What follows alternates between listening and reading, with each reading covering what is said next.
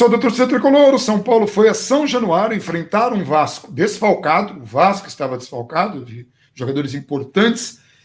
Começou até bem o jogo, mas acabou pressionando, desperdiçando oportunidades. O Vasco chegou em 3 oportunidades e converteu 2. São Paulo ainda teve no final uma penalidade que precisou bater 2 vezes. Primeiro o Reinaldo bateu, o goleiro pegou, mas tinha se adiantado e diminuiu depois o Reinaldo. Reinaldo, que foi, assim, um jogador decisivo na partida, a gente já vai comentar sobre isso. Mas o São Paulo não conseguiu o resultado e agora a gente tem aquela situação, uma pressão absurda e em cima do Fernando Diniz, porque é aquela coisa, quando o São Paulo ganha jogando mal e consegue o resultado, as pessoas cobram futebol. Hoje o São Paulo entregou um pouco de futebol nos 15 minutos do começo da partida e depois nos 5, 7 minutos do começo do segundo tempo, né, inclusive metendo uma bola no travessão com o Paulinho, só que não conseguiu o resultado. O Vasco foi mais objetivo e construiu um placar que São Paulo, assim, se perdeu. Foi afobado, Daniel Alves jogou bastante bola, se entregou, o Pablo também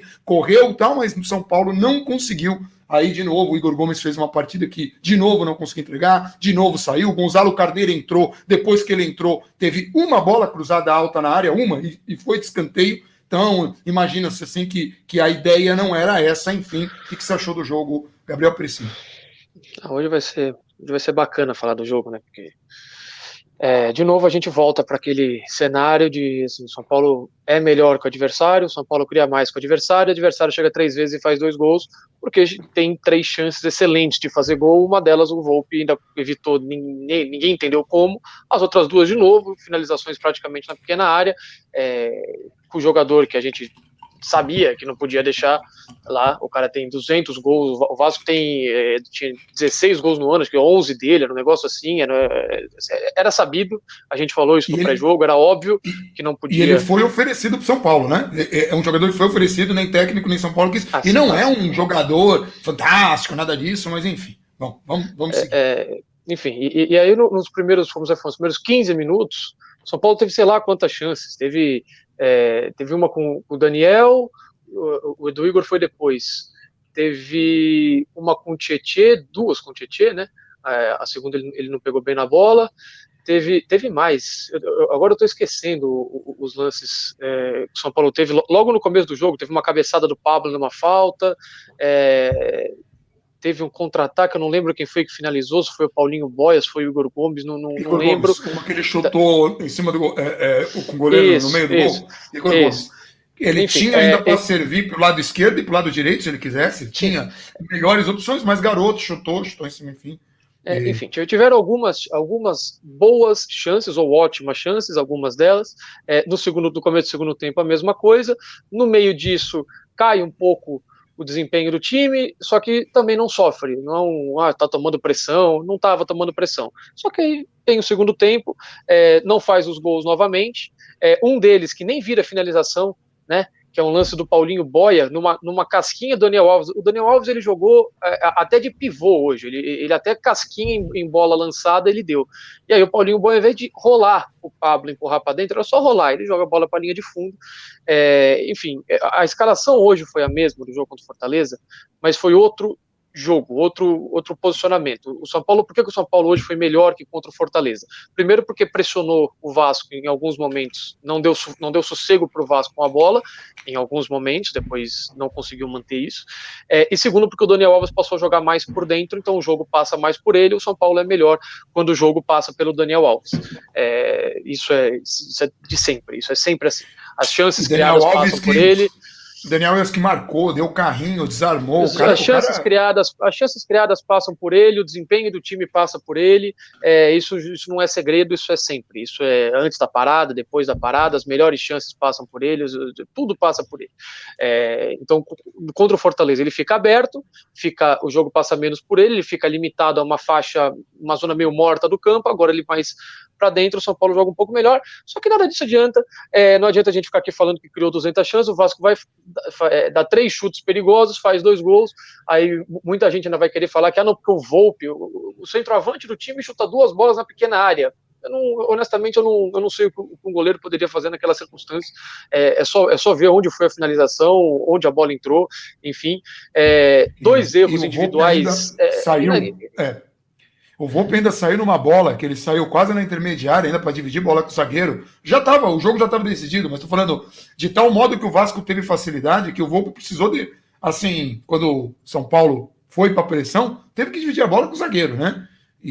Mas assim, tanto faz, não importa. Isso honestamente não é relevante. Aí a bola morta, o jogo, depois que o São Paulo cai um pouco o desempenho, ou o Vasco melhora, aí vai na interpretação, o jogo fica equilibrado, vem o Reinaldo, quase sempre o Reinaldo, eu vou fazer, o Reinaldo eu vou fazer, eu vou aproveitar hoje, vou fazer igual o Pato, eu desisto de falar do Reinaldo, deixa o Reinaldo, pronto, beleza, ele vai ficar aí, eu não tenho mais o que falar dele, é muito frequente falar do Reinaldo, então hoje eu estou desistindo de falar do Reinaldo, a última vez que eu vou falar do Reinaldo, falarei do Reinaldo quando ele for relevante, positivamente, que são vezes muito mais raras, né? Então ele vai dar uma espirrada de bola numa bola morta, bate o escanteio, vai dois jogadores, acho que vai o Juan Fran e o Arboleda na mesma bola e ninguém fica na marcação do centroavante do Vasco. Não sei se era obrigação de um dos dois, imagino que fosse obrigação deles, porque vão dois na mesma bola, um tá sobrando, alguém devia estar com o centroavante do time. Não vi na origem do lance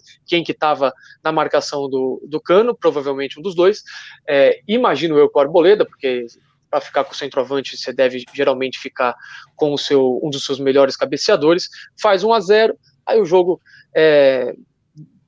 São Paulo sente o gol, São Paulo não tem confiança, São Paulo jogou contra o Fortaleza, por mais que os jogadores venham falar, melhorou, olha que bom o São Paulo, o Reinaldo falou que hoje deu gosto de ver o São Paulo contra o Fortaleza, então por mais que eles falem isso, eles sabem quando eles não jogam bem, então não tinha confiança, não tinha sossego, começou a eleição no clube, lá dentro do clube também já está um problema, não é uma questão só daqui de fora de torcedor, e aí fica já aquela situação desagradável, o São Paulo não consegue furar grandes retrancas, tem uma dificuldade grande para fazer isso, o Paulinho Boia, que já era um dos piores em campo, com todo respeito ao menino, que pode, de novo, já falei isso algumas vezes, pode vir a melhorar, pode virar um jogador importante e tudo mais, perde a bola, aí o contra-ataque, de novo o centroavante do Vasco sozinho, para finalizar com toda a paz do mundo, na cara do gol e tudo mais, 2-0, o pênalti é uma vergonha, era óbvio que quando fosse ter um erro de arbitragem para o São Paulo, seria num jogo praticamente resolvido, o pênalti é ridículo marcar um pênalti desse, é impressionante que se marque um negócio desse,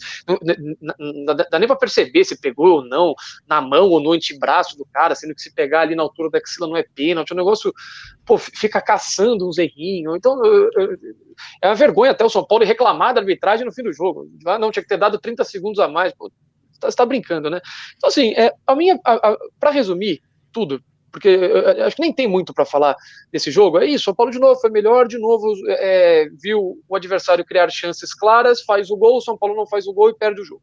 Então, assim, a minha questão é, o quanto lá dentro, isso falando de diretoria, alguém acredita no trabalho do Fernando Diniz e, mais importante, o quanto os próprios jogadores acreditam, né? Porque a gente poderia virar e falar do Barcelona e tudo mais, fazer um paralelo, o que Setien no Barcelona, ele já tinha perdido o elenco há muito tempo, isso lei, é a regra não escrita do futebol. Você tira um treinador muito cedo, desde que ele tenha perdido o vestiário.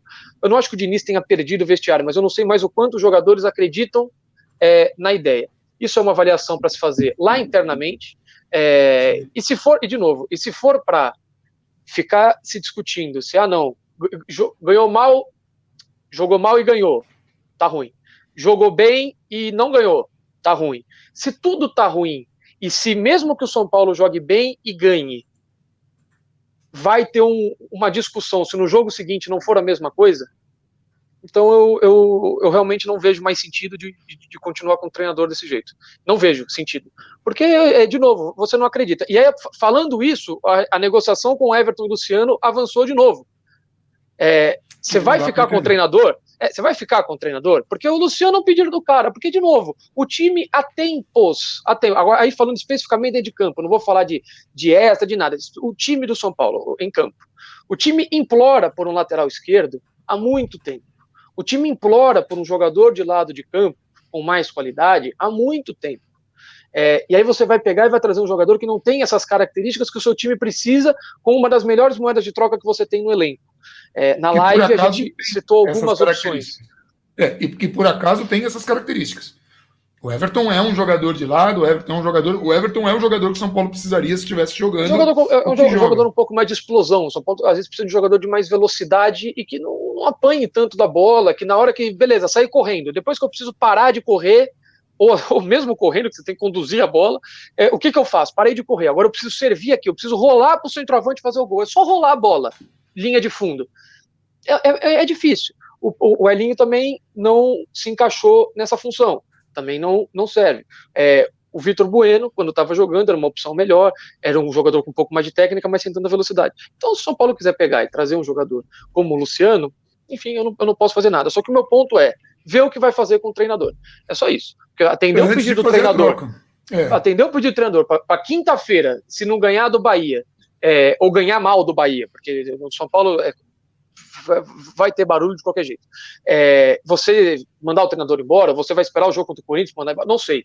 Porque não me parece que, pelas informações que a gente já falou aqui em outros vídeos, não me parece que tem a menor segurança do Fernando Diniz, e a própria troca do treinador no jogo contra o Bahia, no jogo contra o Fortaleza, mostra isso. Então, assim, o meu ponto é esse, não tem mais muita coisa para falar, muita repetição de coisas do começo do ano, em que o time cria, joga melhor que o adversário, e em muitos momentos do jogo não vai mal, não é que o time foi mal, o adversário, o Reinaldo do adversário deu um gol para o São Paulo, não. O São Paulo cria as jogadas muitas vezes e não conclui. O adversário vai lá, tem uma facilidade para fazer o gol, para criar uma oportunidade clara e faz o gol. Então, quantos gols o São Paulo já tomou em pequena área esse ano? Alguns. Quantos gols o São Paulo já tomou de bola parada esse ano? Alguns. Então, isso vai ser corrigido? Alguém vai querer dar o tempo para ser corrigido? Não me parece. Então, eu não tenho mais muita coisa para falar. É do São Paulo analisar o que vai fazer com o treinador. Se for comprar briga, então tudo bem. Então compra a briga e aí a gente continua avaliando o time dentro de campo, se vai consertar isso ou se não vai. Hoje alguns jogadores estiveram tecnicamente muito abaixo. Né? Tietê, por exemplo, que vem sendo um jogador importante, hoje não foi bem. Vem sendo um jogador importante no ano passado, na passagem dele pelo São Paulo. Então, basicamente é isso. Agora a gente vai aguardar até quinta-feira as mudanças que vão acontecer. Isso tudo no meio do cenário eleitoral, que as eleições estão oficialmente iniciadas, né? E a gente sabe o que acontece no São Paulo quando tem clima de eleição. Eleição de situação contra situação, a gente vai fazer um vídeo sobre isso.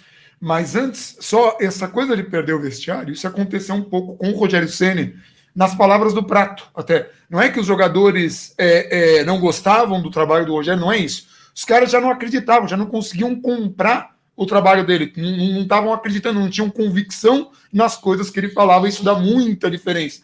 E pode estar acontecendo algo parecido com o Fernando Diniz. O Fernando Diniz, que tem aquele terrível histórico, quando foi contratado, a gente falou aqui, o problema do Fernando Diniz não é nem em si.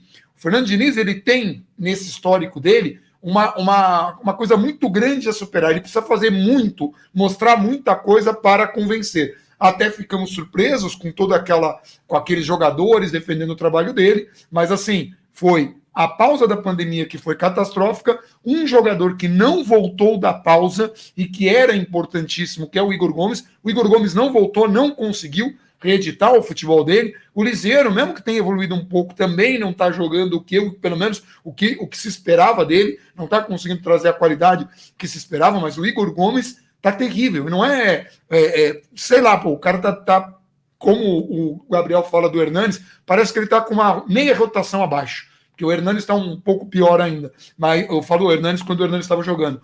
O Igor Gomes é o jogador que, quando voltou da seleção no começo do ano, fez aquele time do Fernando Diniz ter seu melhor momento e ganhar a confiança de todos. Assim, claro, você não pode depender de um único jogador, falta ali muita coisa para o São Paulo, e principalmente São Paulo regrediu naquilo que tinha corrigido. O posicionamento de defesa do São Paulo estava melhor, a coisa de perder a bola, a recomposição do time tinha melhorado, São Paulo estava fazendo mais inversões, estava explorando os lados, agora o São Paulo está penso, hora é só para um lado, hora é só para o outro, muito pouca inversão, às vezes afunila e falta objetividade desperdiça oportunidades muitas vezes por afobação, e agora a gente vai ver aí, porque a pressão é gigantesca, a torcida já não tem mais paciência, e só lembrando, São Paulo estava avaliando e o jogo do Fortaleza, mesmo com a vitória, causou uma má impressão. Hoje, mais uma, e quinta-feira tem o jogo com o Bahia. Eu não me arriscaria a dizer se teremos mudanças no São Paulo daqui até lá. Eu não tenho, assim, assim, de novo, para quem torce para o retorno do Rogério Ceni, tem que lembrar, na gestão do Leco isso é praticamente impossível, e isso só aconteceria em dezembro. Então, São Paulo trouxe um técnico agora, não estou falando que seja empecilho para nada, estou falando que isso tem que ser considerado. Eu não consigo imaginar em que condições que um técnico iria querer vir para o São Paulo sabendo dessa sombra que tem. Mas, enfim, vamos ficando por aqui. São Paulo perdeu de 2-1. A questão do São Paulo também passa. A questão do São Paulo também passa muito por confiança. Quando no começo do ano o time foi evoluindo aos poucos, mesmo quando não ganhava, você via um futebol melhor, você via um desempenho melhor até individual dos atletas. Hoje isso não me parece estar acontecendo e eu não sei até que ponto o Diniz vai conseguir reverter isso e se ele vai ter paz ou não para reverter isso, ainda que ele tivesse capacidade. Então, assim, eu nem estou discutindo se ele tem ou não, eu estou discutindo o cenário. Vamos supor que ele tenha. Não sei se ele vai ter um cenário favorável a isso. Então, esse é o ponto. De novo, contra o Fortaleza, hoje, por exemplo, São Paulo foi melhor que o adversário. Blá, blá, blá, isso não vale nada. O que vale é gol, o que vale é ganhar o jogo. Aí ganha o jogo igual quinta-feira. Jogou uma porcaria, assim não dá, assim não sei o quê. Então, assim, eu não sei se ele vai ter paz, porque esse discurso, como a gente já sabe, isso tem matérias e de conhecimento público do torcedor São Paulino, isso acontece a mesma coisa lá dentro do clube, né? Isso acontece com o conselheiro pressionando, isso chega na presidência, isso chega em um monte de lugar. Então, como esse discurso que a gente muitas vezes vê aqui é reproduzido lá dentro, eu começo a ver pouco sentido em acreditar nas coisas. De novo, daqui a pouco a gente provavelmente vai ter que fazer aquele vídeo, né, de trocas, aquele vídeo semestral que a gente faz, que por causa da pandemia ele talvez vire anual, né, porque a pandemia tirou aí esses 6 meses quase. Então a gente vem aqui e vai discutir o próximo que vai vir, e o próximo que vai vir, ou ele resolve tudo em quarta, domingo, ou de novo a gente vai falar que também não presta, porque era melhor que ganhasse de 1-0, porque o Luxemburgo não sei o quê. Então, é só isso que eu tenho para dizer, é a minha opinião, tá? Porque senão também vem nos comentários do vídeo, porque o Gabriel não faz nada, o Gabriel dá a opinião dele. É só isso que o Gabriel faz, e sintam-se à vontade todos a deixar a opinião aqui embaixo também, é só isso, porque eu entendo que se o São Paulo jogasse melhor que o adversário, ele fica mais perto de ganhar o jogo. Eu entendo isso dessa maneira. E de qualquer estilo de jogo, pode ser o estilo do Aguirre, pode ser o estilo do Cuca, o estilo do Diniz, qualquer estilo, não interessa. Hoje foi um desses casos. Quinta não foi. Quinta você teve mais perto de tomar um empate. O resultado foi o mesmo. A crítica foi a mesma. Então eu não sei se vale a pena continuar desse jeito. Porque os jogadores também precisam de confiança, os jogadores precisam de paz, os jogadores precisam acreditar naquilo que está acontecendo. O negócio é terrível. E assim, você falou isso, é verdade. A gente podia fazer uma playlist aqui no canal, troca de técnico. De tão frequente que isso é no São Paulo. Isso é terrível. Seria semestral, provavelmente, se não tivesse a pandemia. Exato. De hora em hora a Telestênia confirma seus vencedores, São Paulo troca de técnico. É impressionante. A gente já trocou 2 técnicos num dia, né? Tipo, lembra? Naquela véspera do jogo do Flamengo. A gente tinha Cuca de manhã, Mancini de tarde e Fernando Diniz de noite. São Paulo é um absurdo, é um caso assim de uma administração terrível que o resultado a gente está vendo aí em campo, e qualquer que seja a decisão que tome, porque essa altura eu já nem sei, com a eleição rolando, eu nem sei como funciona a cabeça do Leco em relação a ser populista nessa hora. Mas se ele quiser ser populista, Fernando Diniz não chega até quinta-feira.